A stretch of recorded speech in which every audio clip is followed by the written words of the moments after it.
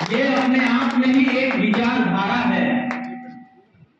इस नाम में त्याग है, इस नाम में समर्पण है, इस नाम में सिर्फ देने का भाव है, लेने का कोई भाव है ही नहीं।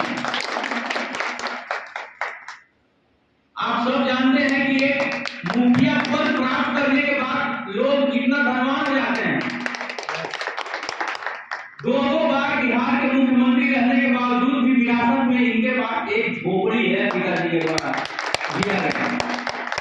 इन्होंने, मैं मानता हूं इस बात को कि बहुत सारी आलोचनाएं इनकी हुई हैं। जब भी आप समाज के लिए अच्छा काम करते हैं तो आपकी आलोचना होती है,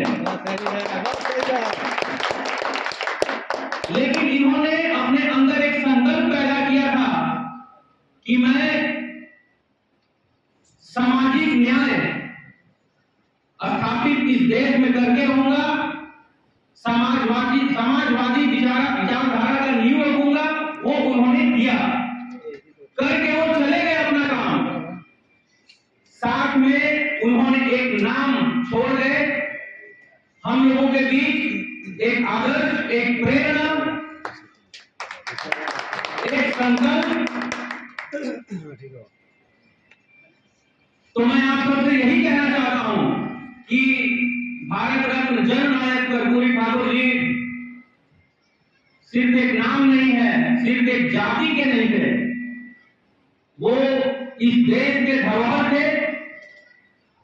और अली भैया सच कह रहे थे कि अगर उनके जैसा 10% भी लोग हो जाए जो सिर्फ देना जानते हो समाज को, लेना न जानते हो, तो ये देश को, अमेरिका को पीछे छोड़ने में भी समय नहीं लगेगा।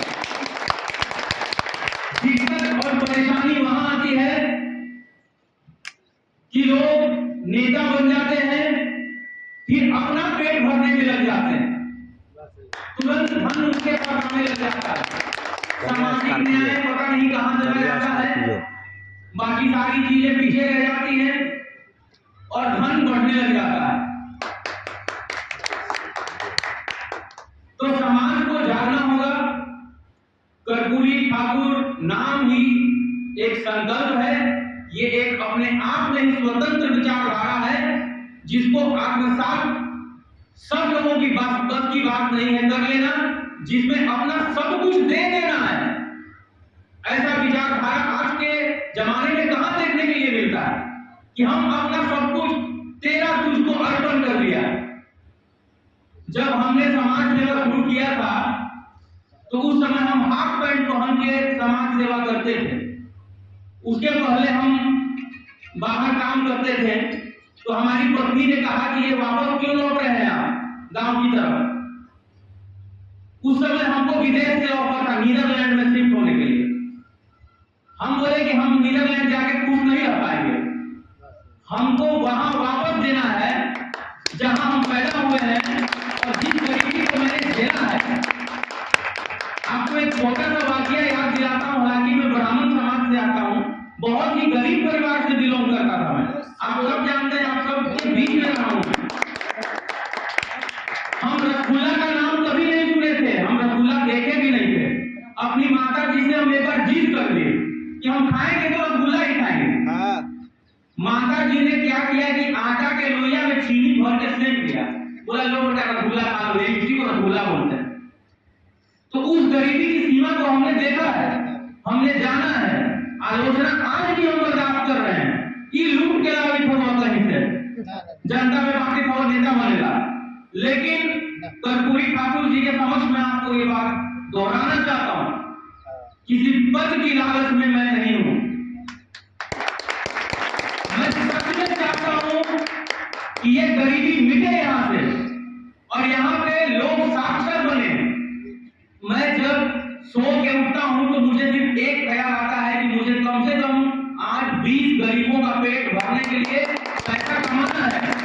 18 घंटे मेहनत करता हूं। भी बहुत लोग हमारे साथ रहते हैं वहां बनारस में, 8 दिन 10 दिन रह के आते हैं। उनको पता है कि शक्ति बाबा कितना मेहनत करके पैसा कमा के और यहाँ गरीबों की सेवा करते हैं। मैं जितना कमाता हूं उसका 80% दान कर देता हूं इस क्षेत्र में, बाल बच्चों के लिए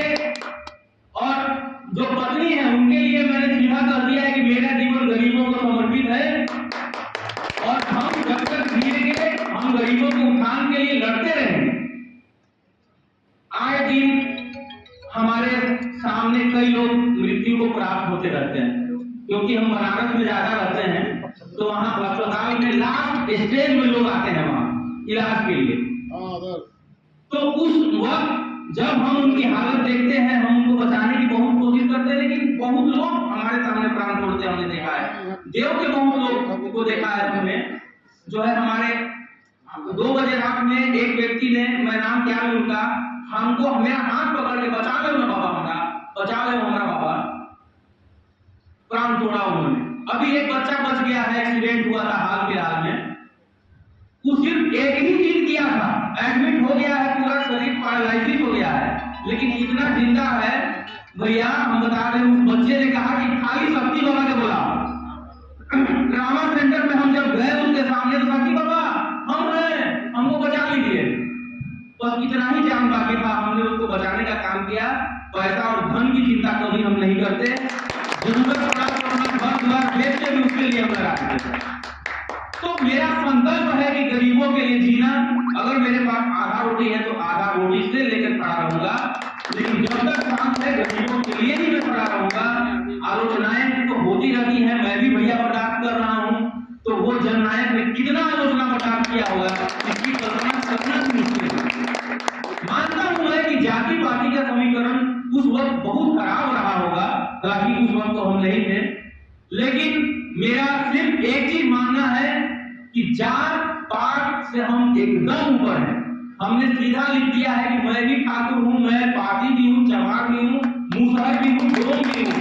मेरा कोई एक जाति नहीं है, मेरा जाति सिर्फ और सिर्फ इतना है कि मैं एक इंसान हूं और इंसान का सेवा करना मेरा धर्म है। सिर्फ यही ध्यान लेके मैं आगे बढ़ रहा हूं। आदरणीय भारत रत्न जननायक कर्पूरी ठाकुर जी के समर्पण में जो कुछ भी कार्य धर्मशाला में मुन्ना भैया बच गया है, मैं उसको पूरा करने का आपसे वादा लेता हूं। आप जिस फंड काम लगाना चाहेंगे, जल शौचालय या जितना भी अच्छा उसको करना चाहें आप करिए। जितनी भी सामग्री लगेगी उसको करने के लिए, वो सारा सामग्री हम खुद देंगे। जिंदाबाद जिंदाबाद जिंदाबाद जिंदाबाद जिंदाबाद जिंदाबाद जिंदाबाद जिंदाबाद। दूसरी बात, आपने मुन्ना भैया कहा कि 8 बजे रात के बाद आपसे मिलने में थोड़ी सी कुछ लोग ऐसा करते हैं, मैं उस पर बहुत सीरियसली ध्यान दूंगा, क्योंकि वो आपका खुद का घर है। मैं बिल्कुल इस चीज को नोटिस कर लिया हूँ कि ऐसा रात्रि में मिलने में कहीं अगर दिक्कत हो रही है तो अरे भविष्य में ये चीज बाधक न बने, कहीं कोई दिक्कत वाली बात न बने, ऐसा कोशिश करेंगे हम लोग। और इस बात को नोटिस मैंने किया है बहुत ही सीरियसली। तो और मैं क्या कहूँ, इस विचारधारा के सामने मैं कुछ बोल ही नहीं सकता। अब सूरज को क्या दीपक दिखाया जाए, ये अनंत चीज है जो कर्पूरी ठाकुर जी का जीवन रहा है। सिर्फ त्याग ही त्याग है पूरे जीवन में, हर समाज के लिए इन्होंने त्याग किया है। जब आलोचना करते थे ना, तो ये जाके कहते थे कि लाओ मालिक खजाना बना देते, उसी आलोचना को कहते थे जाके। बहुत तेज तरार थे, बहुत चालाक नेता थे, और जो मिशन था उसको इन्होंने बखूबी पूरा किया। अब हम लोगों की जिम्मेदारी थी, हम लोगों की जिम्मेदारी है कि इसको कैसे आगे बढ़ाएं, कैसे त्याग के भावना को हम जागृत करें। सिर्फ एक समाज के नेता नहीं, जबकि हम हर समाज के नेता बने और सबको साथ लेकर चलने का काम करें, सब जाति को साथ लेकर आगे बढ़ने का काम करें। जरूर ठाकुर समाज के कोई न कोई मुख्यमंत्री बने, प्रधानमंत्री बने। ऐसी शुभकामनाओं के साथ मैं आप सबका धन्यवाद देता हूं कि आपने मुझे यहाँ एज ए चीफ गेस्ट बुलाया।